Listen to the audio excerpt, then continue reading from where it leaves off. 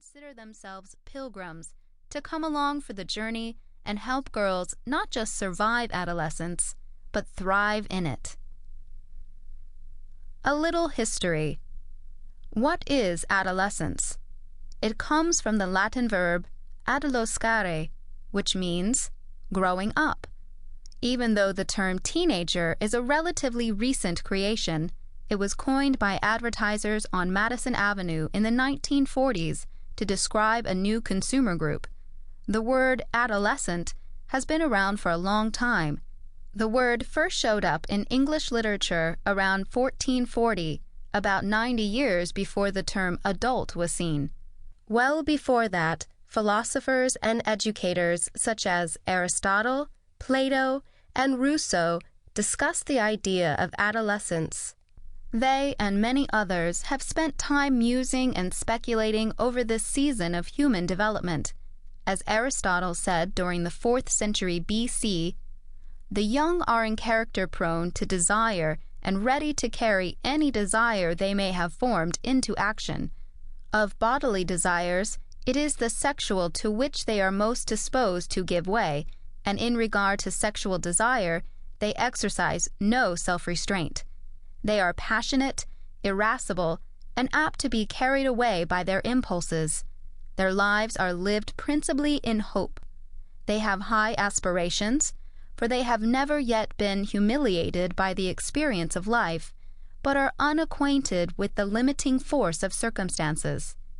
Youth is the age of when people are most devoted to their friends, as they are then extremely fond of social intercourse. If the young commit a fault, it is always on the side of excess and exaggeration, for they carry everything too far, whether it be their love or hatred or anything else. In the realm of research and psychology, however, adolescence is a relatively new phenomenon. It wasn't until the early 1900s that a season of adolescence was first researched in depth. In 1904, G. Stanley Hall produced a 2-volume book that's now considered foundational for the field of adolescent research. He looked at everything known about adolescents at that time, including how they were portrayed in literature and history. In doing so, Hall established himself as the first person to scientifically research adolescence. His categorization of adolescence as being a time of storm and stress, or Sturm und Drang in German, is descriptive to say the least. Adolescence is a time of conflict with authority figures, of trying on new identities and discarding old ones, of mood swings, and of exploring new territory. While research of adolescence is relatively new, the research of female adolescence is brand new. For example, as recently as 1980, the Handbook on Adolescent Psychology didn't contain even one chapter devoted to girls. In fact, researchers who predominantly studied males, and Caucasian males at that, developed most of what's known in adolescent theory. Dr. Carol Gilligan, a psychologist and feminist ethicist who has taught at Harvard, New York University, and the University of Cambridge, has added much to the field of knowledge about adolescent females in her books, especially In a Different Voice, Psychological Theory and Women's Development, 1982.